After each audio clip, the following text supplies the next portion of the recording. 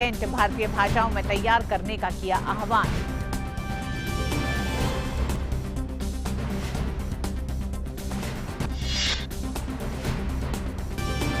प्रधानमंत्री ने कहा, देश ने हाइड्रोजन वाहन का किया जा चुका है परीक्षण। पीएम ने आत्मनिर्भरता के लिए फ्यूचर फ्यूल ग्रीन एनर्जी को बताया जरूरी। कहा, हाइड्रोजन मिशन है एक बहुत बड़ा संकल्प।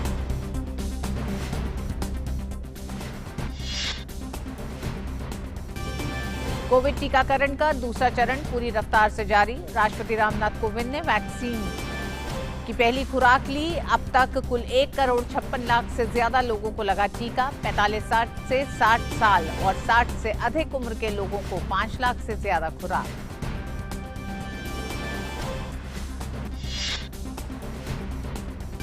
वैक्सीन मैत्री के तहत पड़ोसी समेत कई देशों को भारत की ओर से टीका पहुंचाने का काम जारी। कैरिबियाई देशों कंबोडिया, नाइजीरिया, केनिया और अंगोला में पहुंची वैक्सीन की खेप।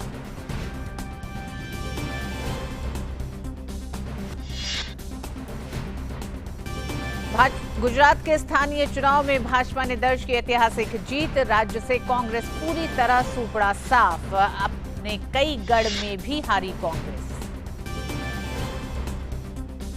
विश्व वन्य जीव दिवस पर प्रधानमंत्री मोदी ने दी देशवासियों को शुभकामनाएं।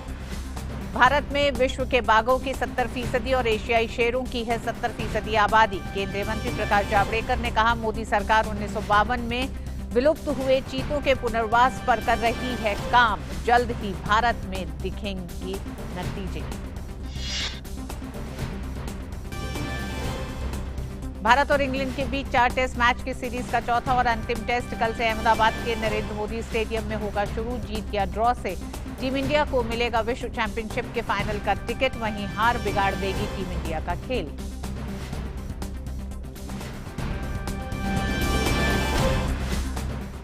और आइए सबसे पहले बड़ी खबरों पर नजर डालते हैं।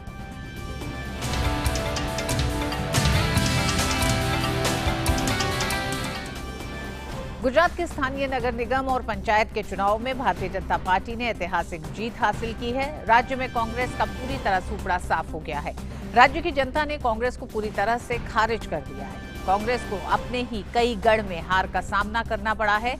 भाजपा ने बड़ी जीत दर्ज करते हुए 81 नगर पालिकाओं में से 75 सीटों पर विजय का झंडा फहराया है। वहीं 31 जिला पंचायतों में क्लीन स्वीप किया है।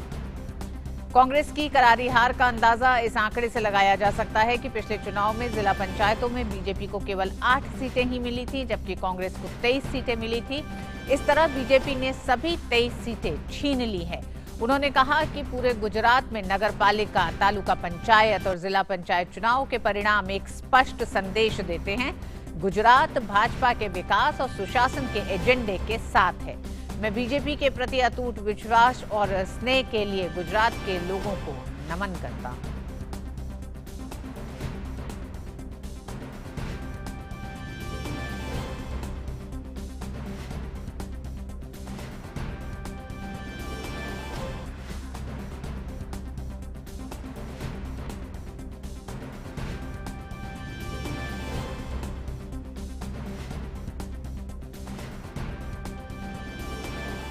और आइए एक नजर जिलेवार आंकड़ों के लिहाज से भी देखते हैं कि भारतीय जनता पार्टी के लिए ये बड़ी जीत किस तरह से एक नया संदेश भी लेके आई है, न सिर्फ गुजरात के लिए बल्कि देश के लिए भी। एक नजर डालते हैं कि जो आंकड़े बता रहे हैं कि नगर पालिका चुनावों के जो नतीजे हैं वो किस तरह से 81 नगर पालिकाओं में से 75 पर जीती है बीजेपी। 31 जिला पंचायतों में क्लीन स्वीप रहा है भारतीय जनता पार्टी का। 231 तालुका पंचायतों में से 200 में जीत मिली है भारतीय जनता पार्टी को। और वहीं 2 तालुका पंचायतों में कोई पर्चा भी नहीं दाखिल किया गया था। अगर दूसरी तरफ हम इधर देखते हैं, ये आपको सीटों के आंकड़ों के हिसाब से भी आइए बताते हैं। भाजपा की जो बम्पर जीत है वो तहसील पंचायतों में 4,771 सीटें हैं। इनमें से बीजेपी ने 3,351 जीती हैं। कांग्रेस के पास 1,252 बची हैं। वहीं जिला पंचायत 979 सीटें हैं, जिनमें से 800 बीजेपी के खाते में गई हैं और 169 पर कांग्रेस एक तरह से अपनी साख तो नहीं कहेंगे, लेकिन बची कुची जो उनकी सीटें रही उसको बचाने में सफल रही है। वहीं इसके अलावा जो सीटें रही हैं उनमें आपने देखा कि किस तरह से नगर पालिका की जो 2720 सीटें हैं उसमें बीजेपी ने 2085 सीटों पे जीत दर्ज की है और कांग्रेस को 386 सीटें मिली हैं। तो ये तो आपने देखा कि किस तरह से आंकड़े बता रहे हैं। वहीं शहरी क्षेत्र में 1967 सीटों पर बीजेपी का कब्जा रहा है, जो ये बताता है कि भारतीय जनता पार्टी, प्रधानमंत्री नरेंद्र मोदी, इस सरकार की जो नीतियां हैं वो लोगों ने स्वीकारी हैं। ये आंकड़े वो बताते हैं। शहरी क्षेत्र में 356 सीटों पर कांग्रेस जीती है। तो ये आपने देखी कि हमने आपको सीटों का आंकड़ा भी बताया। साथ ही साथ पाटन जिला पंचायत में बीजेपी को स्पष्ट बहुमत मिला है। बीजेपी ने यहां 5 तालुका पंचायतों में से 4 में जीत दर्ज की है। तो ये तमाम वो सीटें रही हैं जिसने एक बड़ा उलटफेर करके दिखाया है। अहमदाबाद से हमारे साथ जुड़ रहे हैं हमारे संवाददाता निशित जोशी। उनसे विस्तार से जानेंगे कि किस तरह से ये जो बदलाव है ये क्या बताता है। निशित, आप हमारे साथ जुड़ चुके हैं। आपसे जानना चाहेंगे कि कई ऐसे इलाके रहे जो कांग्रेस के कब्जे में थे, लेकिन जिनको पूरी तरीके से एक तरह से कह सकते हैं कांग्रेस का सुपड़ा साफ हो गया इन इलाकों से। अहमदाबाद से जपन हमारे साथ जुड़ गए हैं।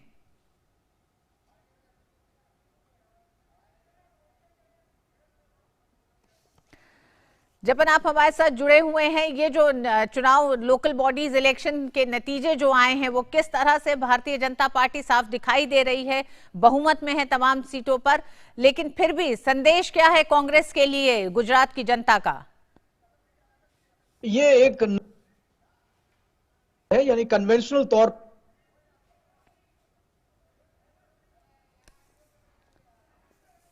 निशित की आवाज हम तक पहुंच नहीं रही है, लेकिन ये एक अलग ही तरह की, आप अगर उसको ब्रॉड पोर्टल पर देखें तो, क्योंकि यहाँ पे भाजपा 1985 के बाद कांग्रेस यहाँ पे कोई विधानसभा चुनाव नहीं जीती है और भाजपा लगातार शासन में है 90 के बाद, 1990s के बाद। और इतने साल के भाजपा के, अब तो गली से लेकर दिल्ली तक के शासन के बाद भी एंटी इनकम्बेंसी नाम का फैक्टर यहाँ पे नहीं दिखा है। और सभी सीटों पे, पहले से भी ज्यादा सीटों पे भाजपा, यहाँ पे भाजपा के उम्मीदवार निकल के आए हैं, जीत के आए हैं। तो ये सोचने पे पॉलिटिकल पंडितों को मजबूर करती है कि आप एंटी इनकम्बेंसी हर बार ले आते हैं, लेकिन यहाँ पे इतने साल से भाजपा का शासन होने के बावजूद भी एंटी इनकम्बेंसी नहीं दिखी और पहले से अधिक सीटों से महानगर पालिका, जिला पंचायत, नगर पालिका, तालुका पंचायत, यह सारी इकाइयों में भाजपा और सीटें लेकर जीत चुकी है। दूसरी एक महत्व की बात है कि यहाँ पे कोई भावनात्मक मुद्दा नहीं चला था भाजपा की तरफ से, कोई जात पात का मुद्दा नहीं चला था। पूरा गवर्नेंस, यानी कि हमने जो काम किया, और विकास, ये 2 मुद्दों पे ये पूरा चुनाव भाजपा ने लड़ा था और उसके बाद भी भाजपा का परफॉर्मेंस ये रहा। तो ये कुछ संदेश, ब्रॉड संदेश तो इसके ये है कि अगर आप अच्छा शासन देते हैं, सुशासन देते हैं और उसी मुद्दे पे अगर आप चुनाव में जाते हैं, फिर भी आपको यह बड़ी सफलता प्राप्त हो सकती है। यह मुझे लगता है इस चुनाव का सबसे बड़ा मैसेज है। जी सर, आपने सुशासन की बात की, उस पर भी बात करेंगे, लेकिन जब डांग जिला पंचायत में बीजेपी की बड़ी जीत होती है तो वो क्या संदेश लेके आ रहा है? क्योंकि ये सारे वो इलाके रहे, वो गढ़ कांग्रेस के रहे हैं जहां पे कांग्रेस ने आज से नहीं बल्कि हम कह सकते हैं दशकों से कांग्रेस इन तमाम जगहों का और खासकर आदिवासी बहुल इलाकों का तो दम भरती रही है कांग्रेस। देखिए, ये जो चुनाव के रिजल्ट आए हैं वो अक्रॉस सेक्शन, अक्रॉस ज्योग्राफी आए हैं और अक्रॉस क्लास, कास्ट, आप कुछ भी देख लीजिए। तो आदिवासी एरिया में डांग में भी भाजपा निकल के आई है। अर्बन एरिया अगर आप कह दे, अहमदाबाद का पश्चिम इलाका, वहां से भी भाजपा निकल के आई है। अगर आप देख ले, सौराष्ट्र देख ले, कच्छ देख ले, किसानों वाला जो डिस्ट्रिक्ट है अमरेली देख ले, पूरा रूरल जो एरिया है कच्छ का देख ले, वहां से भी भाजपा निकल के आई है। यहाँ पे कुछ मुस्लिम इलाकों में से भी भाजपा निकल के आई है। डांग में क्रिश्चियन भी काफी बड़ी संख्या में है, आदिवासी विस्तार है वहां पे, तो वहां से भी भाजपा निकल के आई है। तो हर जगह से भाजपा निकल के आई है। तो अक्रॉस सेक्शन, अक्रॉस ज्योग्राफी, ये जो रिस्पॉन्स मिला है ये भी इस परिणाम की नई बात है। जहां तक आपने डांग का स्पेसिफिक उल्लेख किया, तो अभी पिछले साल 8 सीटों के बाई इलेक्शन हुए थे। कांग्रेस का विधायक वहां से इस्तीफा दिया था, उसलिए डांग में बाई इलेक्शन हुए थे। वहां की विधानसभा सीट में भी भाजपा निकल के आई थी और अभूतपूर्व बहुमति से निकल के भाजपा का विधायक आया था। जितनी बहुमति से पहले डांग में कोई भी विधायक ना जीता हो, उतनी बहुमत से भाजपा का विधायक डांग में पिछले साल निकल के आया था। और भी सारे जो ट्राइबल एरियाज, सारे rural areas, semi urban areas में जहां भी 8 सीटों के बाई इलेक्शन हुए थे, 8 सीटें पहले कांग्रेस की थी और 8 सीटें भाजपा ने अपना कब्जा कर लिया। तो डांग की कहानी थोड़ी एक्सटेंड करके मैं पिछले बाई इलेक्शन तक भी ले जा सकता हूं, उसमें भी भाजपा की विजय हुई थी। जी निश्चित जी, गुजरात एक तरह से मॉडल राज्य रहा देश के लिए। हमने देखा जब प्रधानमंत्री नरेंद्र मोदी बतौर मुख्यमंत्री वहां थे तो कई ऐसे विकास के डेवलपमेंटल प्रोजेक्ट शुरू किए गए जिनको सफल पाया गया और फिर उन्हें देश के अन्य हिस्सों में लागू किया गया। अगर बुनियादी ढांचे का विकास के तौर पर भी देखें तो गुजरात ने जो भीषण भूकंप झेला था उसके बाद बुनियादी ढांचे का विकास और आज की तारीख में 2021 में जो गुजरात दिखाई देता है, क्या आपको लगता है कि इन चुनाव के नतीजे बहुत साफ उन सवालों के जवाब भी हैं, खासकर विपक्ष के, चाहे वो किसानों के मसले से जुड़ा हो, दूरगामी फैसले हैं, आने वाले समय में किसानों के जीवन में एक तब्दीली होगी, एक लंबी समस्याओं से जूझ रहे थे किसान, उसका समाधान है, या फिर विकास के लिहाज से जितना काम किया जा रहा है देश में? क्योंकि विपक्ष का लगातार यही आरोप रहा है, शासन को लेकर, सुशासन को लेकर जो सवाल उठाते रहे उनका जवाब है।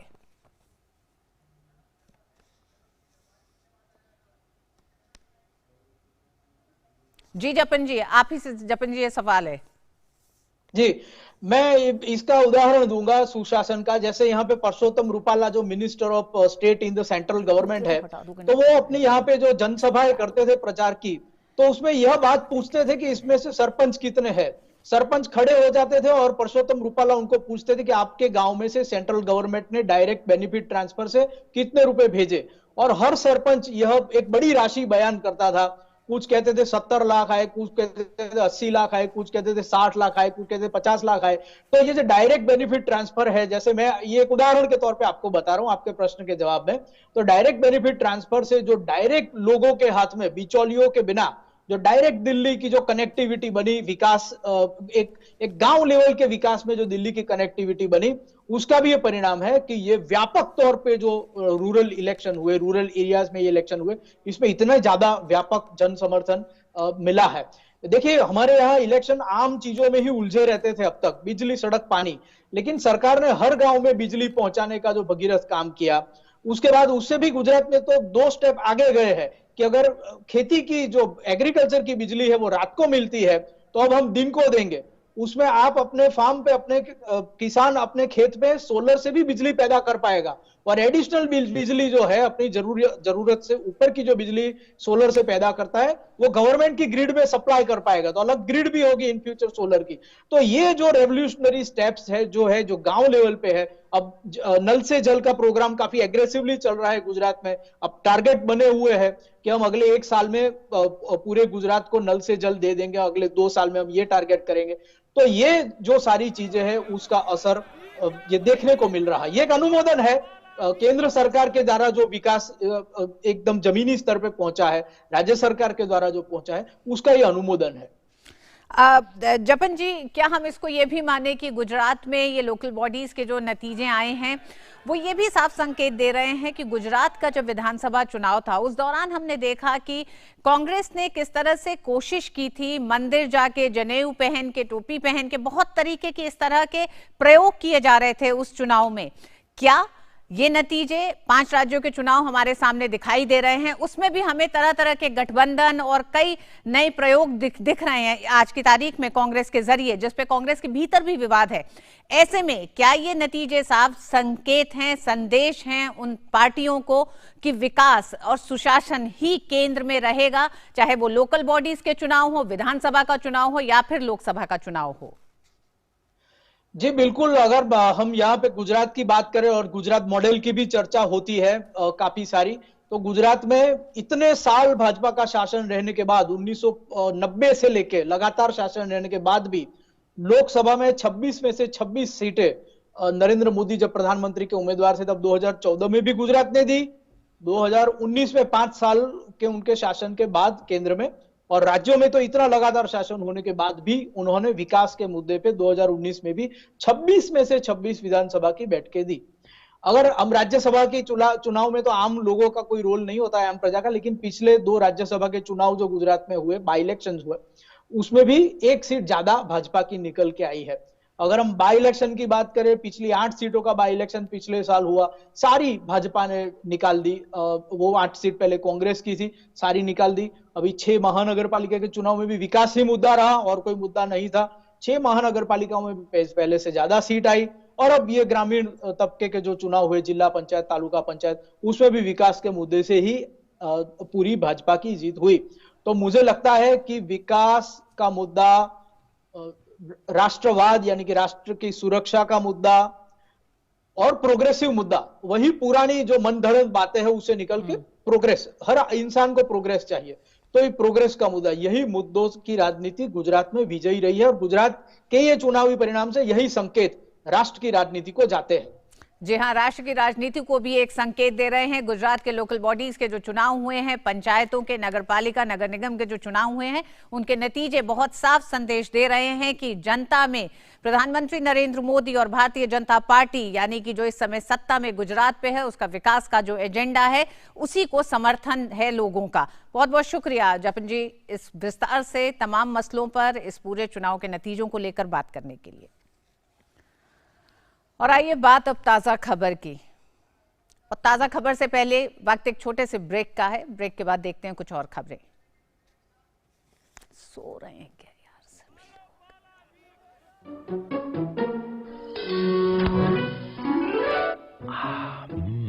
आइसक्रीम खाएगी? आइसक्रीम? ये है डबल आनंद। पहला आनंद पॉलिसी टर्म के अंत पर मैच्योरिटी क्लेम का पूरा भुगतान, और दूसरा आपके अपनों के लिए लाइफ कवर की पूरी रकम बिना किसी प्रीमियम के। LIC न्यू जीवन आनंद, आनंद ही आनंद।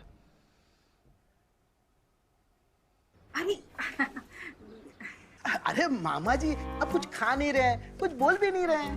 आप लोग इतना कुछ बोल रहे हैं कि आपको कुछ भी सुनाई नहीं दे रहा है। देखिए, आपके घर की एक एक दीवार चीख चीख कर कह रही है कि अच्छी सीमेंट क्यों नहीं लगाई।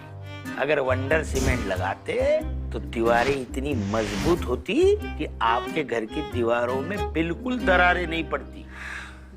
बहुत साल हो गए ना, मुझे याद ही नहीं आ रहा है। क्या? यही कि आप मेरे मामा हैं या इनके? मैं किसी का मामा नहीं हूँ। हाँ?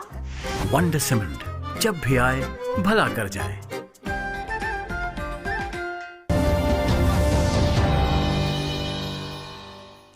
कोरोना संक्रमण को खत्म करने के लिए केंद्र सरकार पूरी तैयारियों के साथ जुटी हुई है। कोविड-19 के खिलाफ टीकाकरण अभियान का दूसरा चरण देश भर में तेजी से जारी है। राष्ट्रपति रामनाथ कोविंद ने आज दिल्ली के आर्मी हॉस्पिटल में कोरोना वैक्सीन की पहली खुराक ली।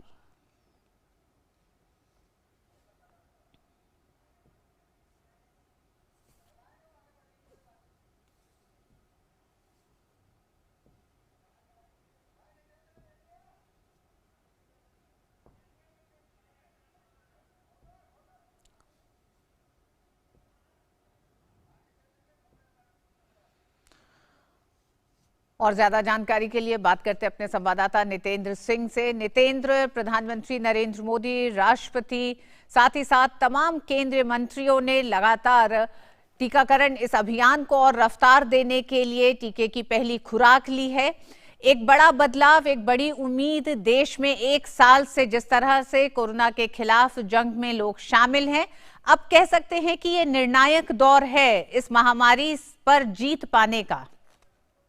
निश्चित तौर पर ऋतु, यह टर्निंग पॉइंट है। इस महामारी के अंत की शुरुआत से माना जाएगा ये, क्योंकि जिस तरीके से वैक्सीनेशन को लेकर के लोग वेबसाइट पे हिट कर रहे हैं, जिस वेबसाइट में डिले भी हो रहा है, तो आप सोच सकते हैं एक साथ करोड़ों लोग रजिस्टर कराने की कोशिश कर रहे हैं। आज देश के राष्ट्रपति जी ने 11 बजे वैक्सीन लिया है। कोविशील्ड का ये वैक्सीन उन्होंने लिया है, जो सीरम इंस्टीट्यूट का वैक्सीन है, उसको उन्होंने लिया है। और आधे घंटे तक वो ऑब्जर्वेशन में रहे, उनको कोई साइड इफेक्ट नहीं देखा गया। और आधे घंटे ऑब्जर्वेशन के बाद फिर वहां से वो रवाना हुए। कैप्टन रैंक के अधिकारी जो डॉक्टर थी, उन्होंने वैक्सीनेशन दिया। बहुत ही अच्छे माहौल में वैक्सीनेशन हुआ। राष्ट्रपति जी ने उनसे पूछा कि आप कहाँ के रहने वाले हो, आप कितने दिनों से यहाँ सर्विस में हो, तमाम चीजें उनसे बातचीत भी करते रहे और पूछते रहे। और उसके अलावा बिल्कुल एक खुशनुमा माहौल में वैक्सीनेशन संपन्न हुआ। तो एक तो लीडरशिप, जिस तरीके से आज राष्ट्रपति ने वैक्सीन ली और 2 दिन पहले प्रधानमंत्री ने वैक्सीन लिया था, तो निश्चित तौर पे इससे एक मैसेज जाता है कि वैक्सीन पूरी तरीके से सुरक्षित है और वैक्सीन बहुत जरूरी है जब आप 60 साल से अधिक उम्र के हैं या फिर 45 साल से ज्यादा उम्र के हैं और आपको कई गंभीर बीमारियां हैं, तो ऐसे में वैक्सीन लेना आपके लिए सुरक्षित है। और ये दिखाने की कोशिश की गई लीडरशिप स्तर पे कि किसी तरह कोई कंफ्यूजन ना हो, वैक्सीन पूरी तरीके से सुरक्षित है और जब आप वैक्सीन लेंगे तभी इस महामारी को हम खत्म कर सकते हैं, इसके संक्रमण की चेन को तोड़ सकते हैं और ये बहुत जरूरी है। सरकार ने जिनको भी क्राइटेरिया तय किया हुआ है उनको आगे आकर के वैक्सीन लगवाना चाहिए। कई सारे बदलाव भी किए गए हैं। निजी अस्पतालों में अब स्वतंत्रता है कि आप किसी भी केंद्र सरकार ने राज्यों से कहा है कि ज्यादा से ज्यादा निजी अस्पताल को इससे वैक्सीनेशन कार्यक्रम से आप जोड़ें और फ्लेक्सिबिलिटी भी दी गई है कि आप पहला डोज अगर किसी एक शहर में लेते हैं और किसी काम से आप दूसरे शहर में हैं तो आप दूसरा डोज वहां भी ले सकते हैं।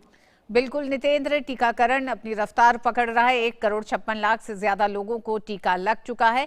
बहुत बहुत शुक्रिया इन तमाम जानकारियों के लिए। और गोवा के मुख्यमंत्री डॉक्टर प्रमोद सावंत ने आज संखाली के प्राथमिक स्वास्थ्य केंद्र में कोरोना टीके की पहली खुराक ली। टीका लेने के बाद गोवा के मुख्यमंत्री ने कहा कि गोवा के सरकारी अस्पतालों में कोरोना का टीका मुफ्त में दिया जा रहा है और 14 निजी अस्पतालों में 250 रुपए की दर से टीका लगाया जा रहा है। मुख्यमंत्री सावंत ने टीका लगवाने के लिए योग्य सभी व्यक्तियों से टीका लगवाने की अपील की।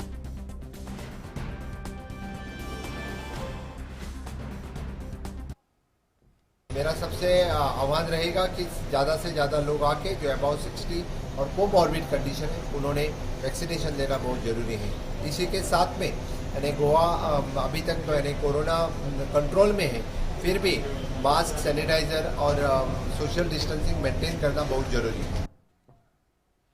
वैक्सीन मैत्री के तहत मेड इन इंडिया के टीके कल अन्य देशों में पहुंच गए हैं। विदेश मंत्री डॉक्टर एस जयशंकर ने ट्विटर के जरिए बताया कि मेड इन इंडिया के टीके कंबोडिया में पहुंच गए।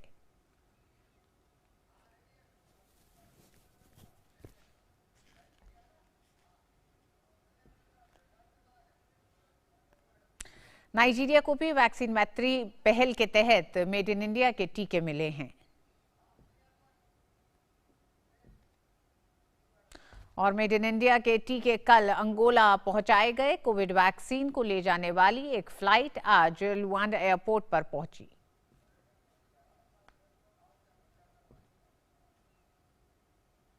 और टीकाकरण अभियान को और गति देने के लिए सरकार ने निर्धारित मानदंडों का पालन करने वाले सभी निजी अस्पतालों को टीका लगाने की अनुमति दे दी है। केंद्रीय स्वास्थ्य मंत्रालय ने कहा है कि सभी निजी अस्पतालों को कोरोना टीकाकरण केंद्र के रूप में काम करने की अनुमति दे दी गई है, बशर्ते उनके पास टीका लगाने के लिए पर्याप्त कर्मचारी, लाभार्थी के लिए समुचित व्यवस्था, कोल्ड चेन और टीका लगाने के बाद प्रतिकूल प्रभाव वाले लोगों के इलाज की पर्याप्त व्यवस्था हो। स्वास्थ्य मंत्रालय ने राज्य और केंद्र सरकारों से टीकाकरण अभियान में 3 स्वास्थ्य योजनाओं के पैनल में शामिल और निर्धारित मानदंडों का पालन करने वाले निजी अस्पतालों की क्षमता का अधिकतम उपयोग करने को कहा है। इन योजनाओं में आयुष्मान भारत, प्रधानमंत्री जन आरोग्य योजना, केंद्रीय सरकार स्वास्थ्य योजना और राज्य स्वास्थ्य बीमा योजना शामिल है। इसके अलावा इस अभियान को विस्तार देते हुए उन अस्पतालों को भी अनुमति दी गई है जो निर्धारित मापदंडों का पालन करेंगे और समुचित प्रबंध करेंगे। राज्यों से यह भी कहा गया है कि वो वैक्सीन का भंडारण न करें क्योंकि इसकी कोई कमी नहीं है।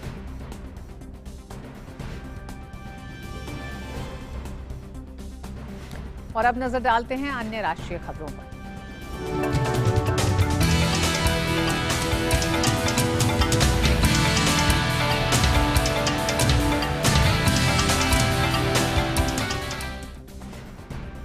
प्रधानमंत्री नरेंद्र मोदी ने आज आत्मनिर्भर भारत के लिए शिक्षा और कौशल विकास पर सत्र को संबोधित किया। उन्होंने कहा कि आत्मनिर्भर भारत के निर्माण के लिए देश के युवाओं में आत्मविश्वास उतना ही जरूरी है और आत्मविश्वास तभी आता है जब युवा को अपनी शिक्षा, अपने ज्ञान पर पूरा विश्वास हो। आत्मनिर्भर भारत के निर्माण के लिए देश के युवाओं में आत्मविश्वास उतना ही जरूरी है। आत्मविश्वास तभी आता है जब युवा को अपनी एजुकेशन, अपनी नॉलेज, अपनी स्किल पर पूरा भरोसा हो, विश्वास हो। आत्मविश्वास तभी आता है जब उसको एहसास होता है कि उसकी पढ़ाई उसे अपना काम करने का अवसर दे रही है और जरूरी स्किल भी दे रही है। नई राष्ट्रीय शिक्षा नीति इसी सोच के साथ बनाई गई है। प्रधानमंत्री ने कहा कि इस वर्ष के बजट में हेल्थ के बाद जो दूसरा सबसे बड़ा फोकस है वो एजुकेशन, स्किल, रिसर्च और इनोवेशन पर ही है। उन्होंने कहा कि बीते वर्षों में एजुकेशन को एम्प्लॉयबिलिटी और एंटरप्रेन्योरियल कैपेबिलिटी से जोड़ने का जो प्रयास किया गया है, ये बजट उनको और विस्तार देता है। इन्हीं प्रयासों का परिणाम है कि आज वैज्ञानिक प्रकाशन के मामले में भारत टॉप 3 देशों में आ चुका है। हेल्थ के बाद जो दूसरा सबसे बड़ा फोकस है वो एजुकेशन, स्किल, रिसर्च और इनोवेशन पर ही है। देश के यूनिवर्सिटी, कॉलेज और R&D इंस्टीट्यूशंस को में बेहतर सिनर्जी आज हमारे देश के सबसे बड़ी जरूरत बन गई है।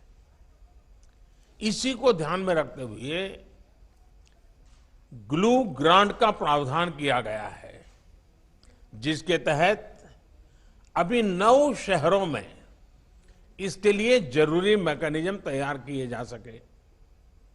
साथियों, अप्रेंटिसशिप पर, स्किल डेवलपमेंट और अपग्रेडेशन पर इस बजट में जो बल दिया गया है वो भी अभूतपूर्व है। प्रधानमंत्री ने कहा कि पहली बार देश के स्कूलों में अटल टिंकरिंग लैब्स से लेकर उच्च संस्थानों में अटल इंक्यूबेशन सेंटर्स तक पर फोकस किया जा रहा है। देश में स्टार्टअप्स के लिए हैकेथॉन्स की नई परंपरा देश में बन चुकी है, जो देश के युवाओं और इंडस्ट्री दोनों के लिए बहुत बड़ी ताकत बन रही है। देश में स्टार्टअप्स के लिए हैकेथॉन्स की नई परंपरा देश में बन चुकी है, जो देश के युवाओं और इंडस्ट्री दोनों के लिए बहुत बड़ी ताकत बन रही है। सिर्फ national initiative for developing and harnessing innovation, इसके माध्यम से ही 3,500 से ज्यादा स्टार्टअप्स नर्चर किए जा चुके। चुनाव आयोग ने आज देश के 4 राज्यों असम, पश्चिम बंगाल, तमिलनाडु, केरल और एक केंद्र शासित प्रदेश पुडुचेरी के विधानसभा चुनाव के मद्देनजर सामान्य पुलिस और व्यय पर्यवेक्षकों और सुरक्षा अधिकारियों की बैठक बुलाई है। बैठक का मकसद आगामी विधानसभा चुनाव में सुरक्षा प्रबंधन, किसी भी तरह की गड़बड़ी को रोकना, वित्तीय नियंत्रण को बनाए रखने और कोविड दिशा निर्देशों के अनुपालन पर विस्तृत रूपरेखा तैयार करना है। बैठक में ईवीएम, वीवीपीएटी, प्रबंधन प्रणाली और साथ ही मतदाता सूची के मुद्दों पर भी पर्यवेक्षकों से बात की जाएगी। इन चुनावों में आयोग के सामने स्वतंत्र, निष्पक्ष, पारदर्शी, नैतिक चुनाव कराने की जिम्मेदारी है। और आइए सीधे रुख करते हैं, सूचना प्रसारण मंत्री प्रकाश जावड़ेकर इस समय संवाददाताओं से बात कर रहे हैं। पिछले सप्ताह 6 नगर निगम के चुनाव संपन्न हुए और भारतीय जनता पार्टी को अप्रत्याशित जीत मिली। 6 के 6 नगर निगम बहुत अत्यधिक बहुमत से और पिछली बार से संख्या बढ़ाकर हमने जीते हैं। लेकिन कल जो नतीजे आए हैं वो बहुत उत्साहदायी है। 31 जिला पंचायत के चुनाव हुए। ये ग्रामीण मतदाता होता है, किसान मतदाता होता है। और 2015 में पहले चुनाव हुए थे, तब कांग्रेस 22 जिला पंचायत जीती थी और बीजेपी केवल 9 पे थी। लेकिन इस बार बीजेपी ने 31 के 31 जिला पंचायत जीते हैं और वहां सत्ता में आई है और कांग्रेस का सुपड़ा साफ हो गया, 0। तो ये एक बड़ा परिणाम हुआ। उसमें सीट की संख्या पहले बीजेपी के वहां यानी टोटल सीट्स है 976, तो बीजेपी के 2015 में सीट थे 368, अब बीजेपी के हो गए 800, डबल से भी ज्यादा बढ़े। 80% सीटें जीती है आउट ऑफ 979। तो ये बहुत बड़ी सफलता है। मैं आंकड़े इसलिए बता रहा हूं क्योंकि उसकी भव्यता जो है, विजय का जो मार्जिन्स है, वो समझते हैं तब जनता कहां खड़ी है, जनता क्या सोचती है और कांग्रेस क्या बोलती है, इसका ये उत्तर है। कांग्रेस को लगभग 1000 सीटों में केवल 169 सीटें मिली, कुछ नहीं मिली जिला पंचायत की। अब आइए तालुका पंचायत पर। यहां तालुका पंचायत 231 है, बीजेपी ने 196 जीते हैं। केवल 35 तालुका पंचायत में बीजेपी सत्ता में नहीं आई, बाकी सभी जगह बीजेपी सत्ता में आई। 231 में 196 और कांग्रेस केवल 18 जगह आई। इसका अगर विधानसभा में परिवर्तित करते हैं कि कल के रिजल्ट, क्योंकि सभी जिलों में हुए, तो गुजरात में आपको मालूम है विधानसभा के 182 सीट है, ये 155 सीटों में लीड है।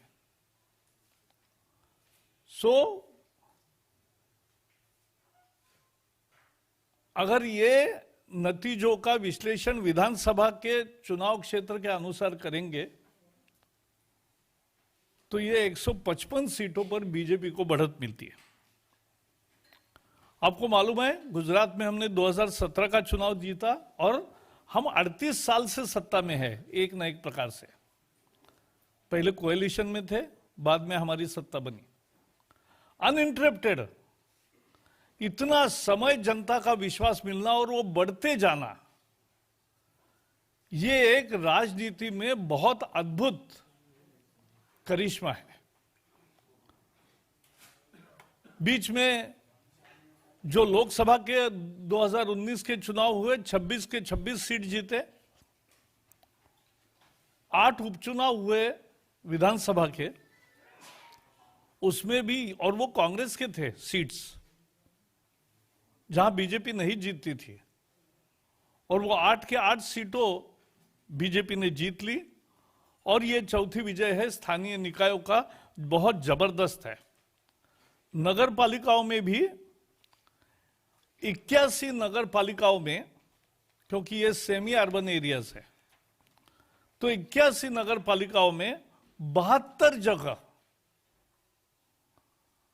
बीजेपी जीती है नगर पालिकाओं को, और कांग्रेस को केवल 1 मिली है। और उसमें भी कांग्रेस की दुर्दशा समझने लायक है। 18 नगर पालिका में उनको 0 सीट मिली है। 52 नगर पालिकाओं में वो 10 का आंकड़ा भी पार नहीं कर पाए। केवल 12 नगर पालिकाओं में वो 2 डिजिट में है। तो ये जो निर्णय है, और उसके भी कुछ और पहलू है। कांग्रेस ने पूरी ताकत लगाकर इस बार अपने दिग्गज नेता, कुछ विधायक तो खुद खड़े रहे नगर पालिका के चुनाव में, और कुछ उनके परिवार के सदस्य खड़े रहे, लेकिन ऐसे सारे उम्मीदवार हार गए। गुजरात के आणंद जिले में पेटलाद सीट पर कांग्रेस के विधायक है निरंजन पटेल, वो नगर पालिका के चुनाव में 2 सीटों पर चुनाव लड़ रहे थे, क्योंकि उनको यकीन था कि एक जगह ही आऊंगा, दूसरी जगह नहीं आऊंगा, लेकिन दोनों जगह हार गए।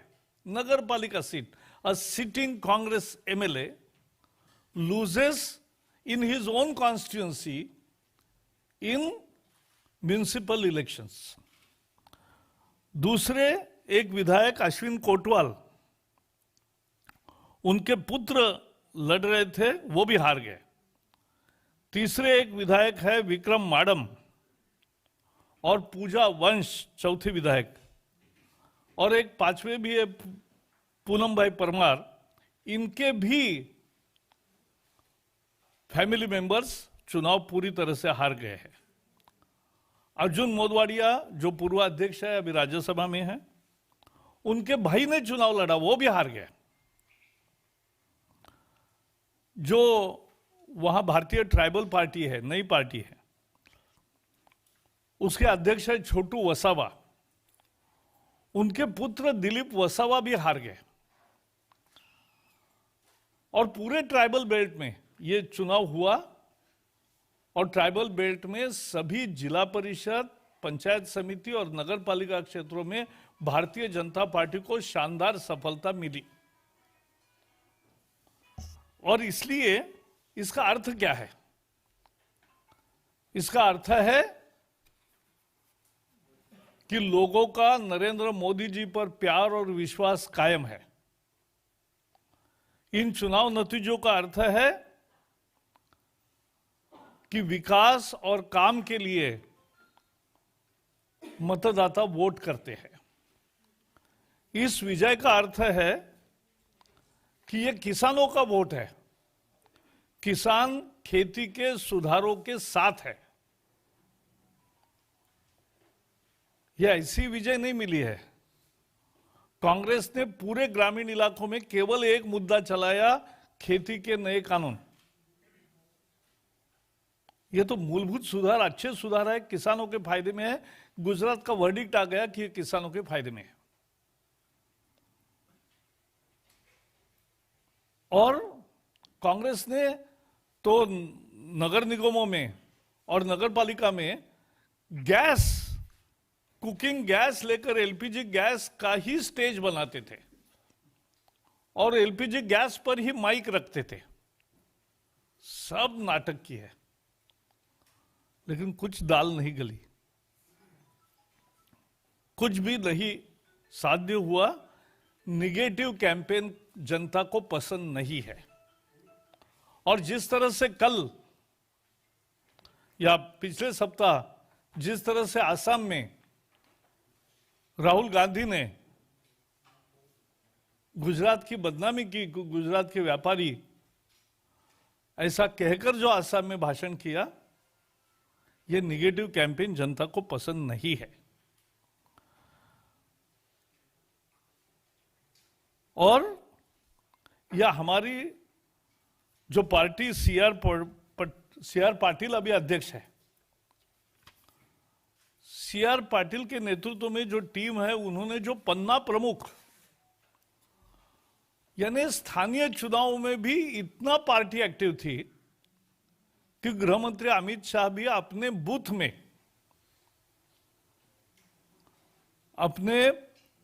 में, पन्ना प्रमुख, एक पन्ना उनके पास है, यानी 25 मतदाताओं को बुलाकर उनको वोटिंग के लिए आग्रह करना, यह काम हमारे गृह मंत्री भी करते हैं। तो ये बीजेपी है। जिस तरह से पन्ना प्रमुख, संगठन का पूरा टीम और विजय रूपाणी जी के नेतृत्व में पूरा मंत्रिमंडल, सारे विधायक, जिस तरह से झोंक दिया उन्होंने, उसका नतीजा है कि लोग काम, विकास, कृषि कानून सुधार, इसके पक्ष में लोगों ने वोट दिया है। और यह समझने लायक महत्वपूर्ण मुद्दा है। और यह अकेला वहां मिला नहीं है। जैसे आपको पता है, पिछले साल बिहार का चुनाव में हमने जीता, बाद में उपचुनाव हुए 11 राज्यों में। उत्तर मध्य प्रदेश में 19 जीते 28 में से, गुजरात में 8 के 8 जीते, उत्तर प्रदेश में 7 में से 6 जीते, मणिपुर में 5 में से 4 जीते, कर्नाटक में 2 सीटें जीती और तेलंगाना की एक ही सीट थी, वो भी बीजेपी को मिली, जो पूरे टीआरएस के परिवार में ही है, केसीआर के परिवार में ही वो सीटें होती थी। उसके सिवा लद्दाख ऑटोनोमस काउंसिल में हमें जय मिला। ग्रेटर हैदराबाद म्यूनिसिपल कॉरपोरेशन में हम 5 थे, वहां से 48 बन गए। राजस्थान पंचायत समिति, जिला परिषद, ब्लॉक पंचायत, सभी जगह जबरदस्त विजय मिला। असम के बोडो टेरिटोरियल काउंसिल में विजय मिला। गोवा की जिला परिषद में 48 में 33 सीटों पर विजय मिला। केरल के स्थानीय चुनाव में बीजेपी का वोट शेयर 15 हो गया और अच्छा प्रदर्शन किया। जम्मू कश्मीर में सबसे बड़ी पार्टी 75 सीटें जीतकर बीजेपी हुई। अरुणाचल में एक तरफा विजय मिला है और ये गुजरात में भी एक तरफा है। लोग देश की भलाई चाहते और लोग मोदी जी का विकास का मॉडल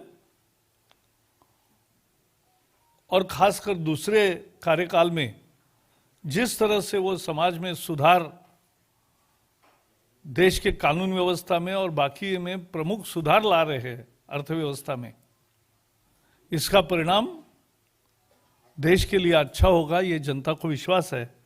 और इसीलिए ये चुनाव का स्थानीय चुनाव था लेकिन इंपॉर्टेंट था और इसलिए इससे एक मैसेज मिलता है देश भर के लिए, किसानों के लिए भी, बाकी लोगों के लिए भी। और इसलिए यह आज मैंने विषय रखा। इतना ही मुझे कहना है। इस चुनाव के संबंध में कुछ है तो पहले सवाल पूछो, बाकी सवाल आपके मन में होंगे वो बाद में। नहीं, वो इस चुनाव के संबंध में बात है। नहीं, वो दूसरा चुनाव है ना। पहले गुजरात का कुछ है सवाल तो पूछे। मैं बता रहा हूं। हाँ, नहीं, वो तो ऐसा है, दिल्ली के बारे में एक ही कहूंगा, जिसके सीट जिसको थे वो गए, उसमें क्या हुआ है? नहीं, वो ठीक है। हाँ,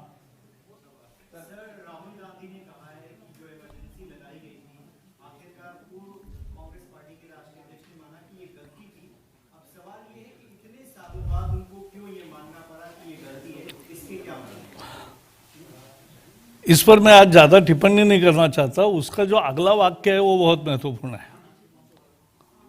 वो है कि उसमें हमने इंस्टीट्यूशन को कोई तकलीफ नहीं दी, सारे इंस्टीट्यूशंस बंद किए, सारा संगठन की आजादी खत्म की, सारे पार्टियों पर एक तरह से बैन आ गया, सारे एमपीज और एमएलएज को भी गिरफ्तार किया, लाखों लोगों को बंदी में डाला और उसके साथ साथ न्यूज़पेपर की आजादी खत्म की। इंस्टीट्यूशन को हमने नहीं बिगाड़ा, यह कहना हास्यास्पद है। राहुल गांधी पर ये सर, राहुल गांधी ने आरएसएस की तुलना पाकिस्तान में जो कट्टरपंथी मदरसे हैं जो जिहाद सिखाते उनसे की है और कहा है आरएसएस एक खास तरह की विचारधारा। राहुल गांधी को आरएसएस समझने में बहुत समय लगेगा। पराशर जी, आप पूछना।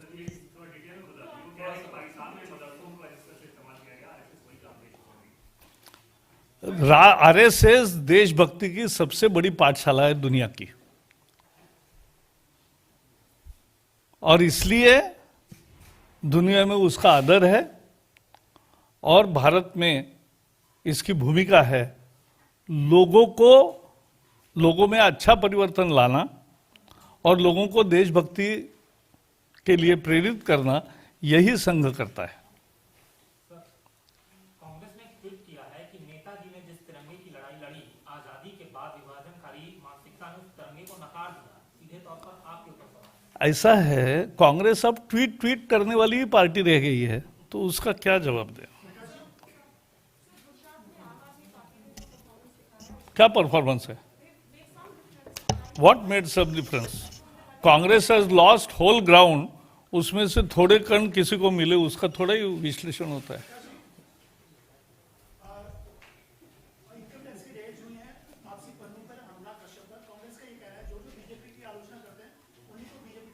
ये तो हद हो गई। जिसका भी बारे में इनकम टैक्स या जांच एजेंसियां को जानकारी मिलती है क्रेडिबल, उसी का जांच एजेंसी जांच करती है और बाद में कोर्ट में ही मसला जाता है, ऐसा थोड़ा ही है। तो बहुत बहुत धन्यवाद मित्रों। अभी हो गया ना, आपका सवाल दूसरे ने पूछा। तो गुजरात के पंचायत और निकाय चुनावों में प्रचंड जीत पर भारतीय जनता पार्टी के नेता और केंद्रीय मंत्री प्रकाश जावड़ेकर ने कहा कि ये बहुमत, ये समर्थन प्रधानमंत्री नरेंद्र मोदी की नीतियों, सुशासन और किसानों के लिए जो नीतियां बनाई गई हैं, ये उनको समर्थन जाता है। बढ़ते हैं अगली खबर की तरफ। दिल्ली में एमसीडी के लिए हुए उपचुनाव में 5 सीटों के परिणाम घोषित कर दिए गए हैं, जिसमें 4 सीट पर आम आदमी पार्टी और 1 सीट पर कांग्रेस ने जीत हासिल की है। गौरतलब है कि इस बार 5 वार्ड में कुल 2,42,414 मतदाता हैं। इनमें से 1,23,299 मतदाताओं ने रविवार को मतदान किया।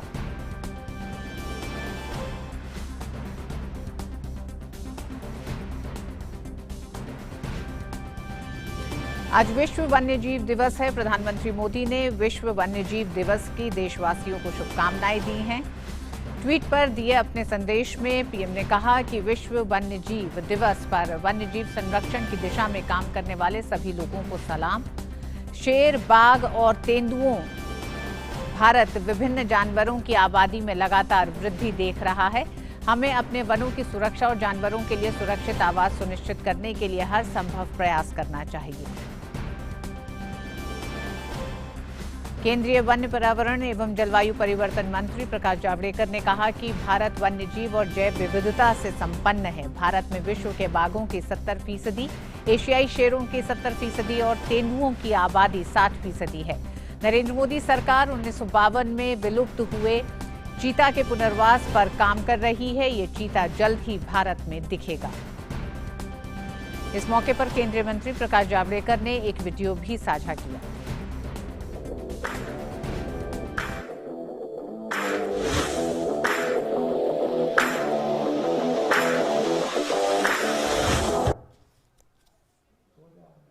और मिड डे प्राइम में वक्त एक छोटे से ब्रेक का। देखते रहिए डीडी न्यूज।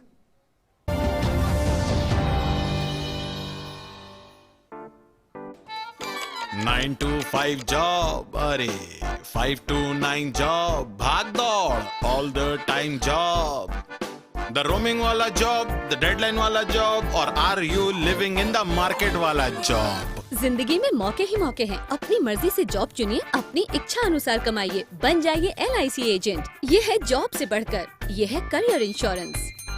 अपना बॉस खुद बनिए, बन जाइए LIC एजेंट। अब लाइफ सेट है। और अब बात उन खबरों की जो दुनिया भर में सुर्खियों में छाई हुई हैं।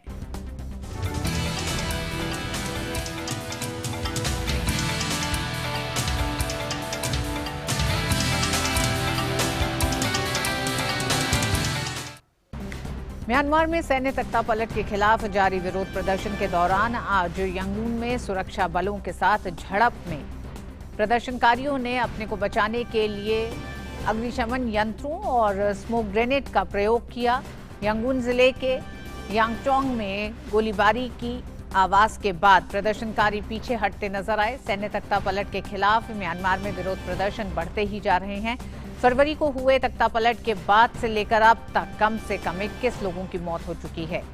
आसियान देशों के 10 विदेश मंत्रियों की वर्चुअल बैठक में कोई सफलता हाथ नहीं लगी। आसियान देशों के विदेश मंत्रियों ने कल म्यांमार की सेना से अपदस्थ नेता आंग सान सू की को रिहा करने और विवाद का शांतिपूर्ण समाधान निकालने की अपील की थी।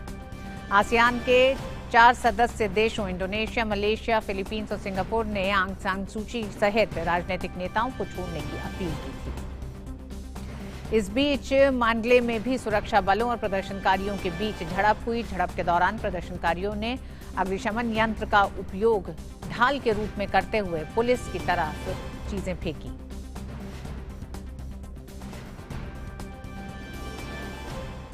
अमेरिका और यूरोपीय संघ ने रूस के विपक्षी नेता एलेक्सी नावेल्नी को नर्व एजेंट के जरिए जहर देने के लिए रूस पर समन्वित तरीके से प्रतिबंध लगाया है। अमेरिका ने रूस के 7 वरिष्ठ अधिकारियों पर प्रतिबंध लगाया है, जिसमें FSB सुरक्षा सेवा के प्रमुख भी शामिल हैं और इसके अलावा 14 अन्य संस्थानों पर भी प्रतिबंध लगाया गया है। इसके अलावा यूरोपीय संघ ने भी रूस के 4 अधिकारियों पर प्रतिबंध लगाया। यूरोपीय संघ ने पिछले साल अक्टूबर महीने में भी रूस पर कार्रवाई की थी।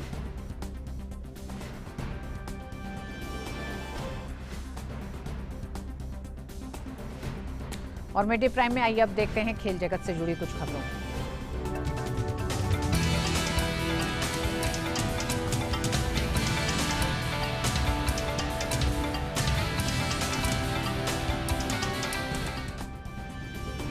और खेल की खबरों के लिए आइए सीधे रुक करेंगे गौरव का। जी गौरव, क्या खबरें आज खेल जगत से?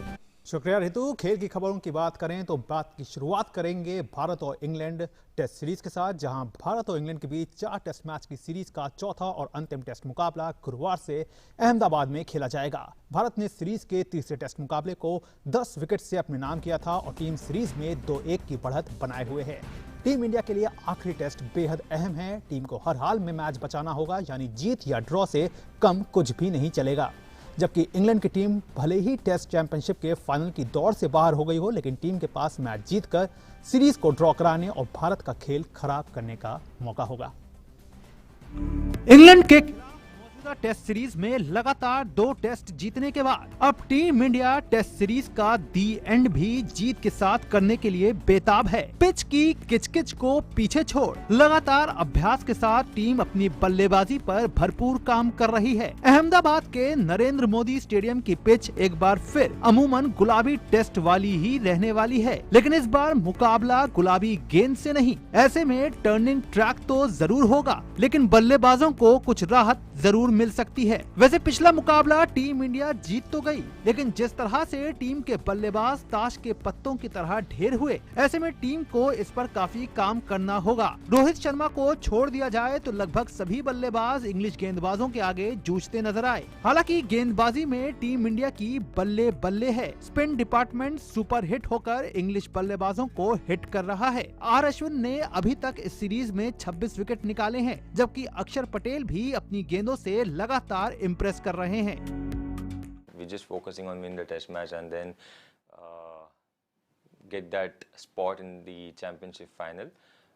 But for that we have to follow the process, play some good cricket. We are not taking England lightly at all.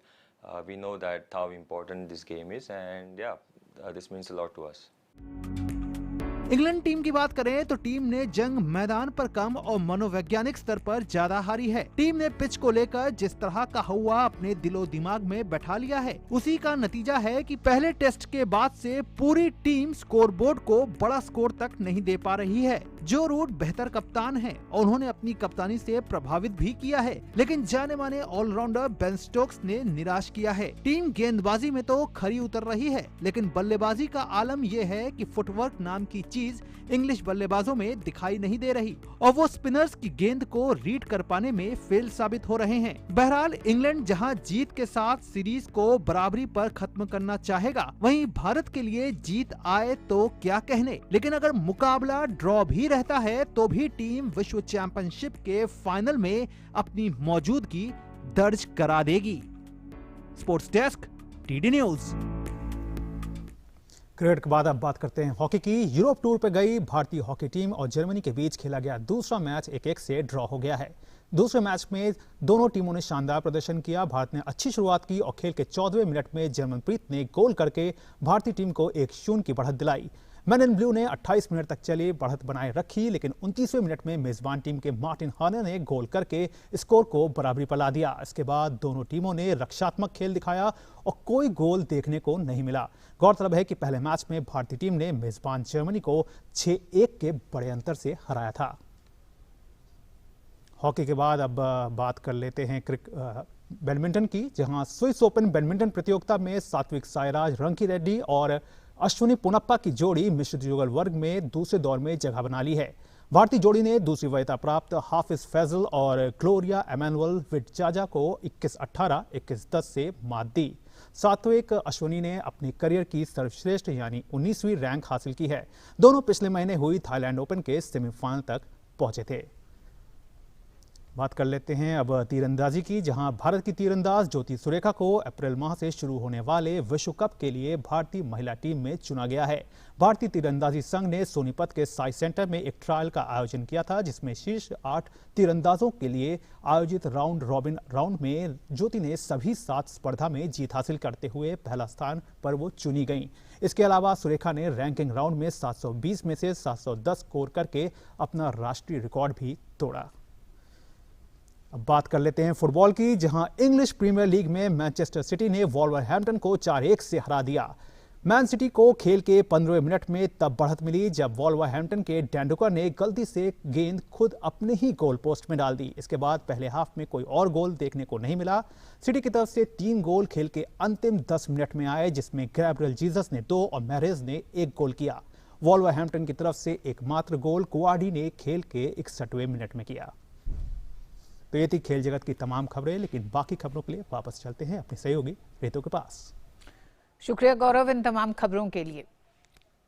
और आइए अब बारी हमारे अगले सेगमेंट लाइफ प्राइम की।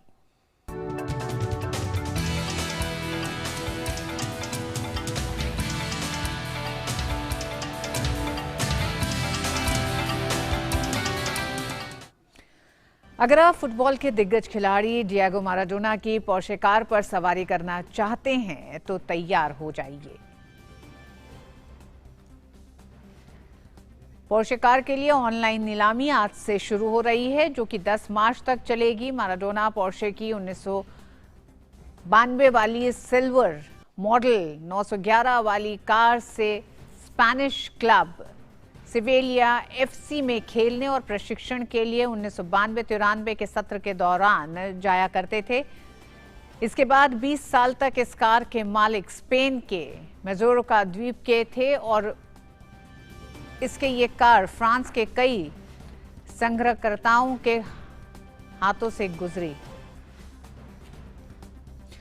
ऑस्ट्रेलिया की तिरंगा कंजर्वेशन सोसाइटी दुनिया की सबसे पहली प्लेटिपस आश्रय स्थली का निर्माण करेगी। 2022 तक तरोंगा के वेस्टर्न प्लेन से चिड़ियाघर में इस स्थली का निर्माण किया जाएगा। इसमें एक समय में 65 प्लेटिपस रखने की क्षमता होगी। प्लेटिपस मुश्किल से पकड़ में आने वाला ऑस्ट्रेलिया का जंतु है, जो कि हमेशा पानी के भीतर रहता है। बत्तख की मुंह की विचित्र आकृति वाला और जालनुमा पैर वाला जंतु ऑस्ट्रेलिया के पश्चिमी तट पर पाया जाता है। और मिड डे प्राइम में आज बस इतना ही। डीडी न्यूज पे खबरें जारी रहेंगी। नमस्कार।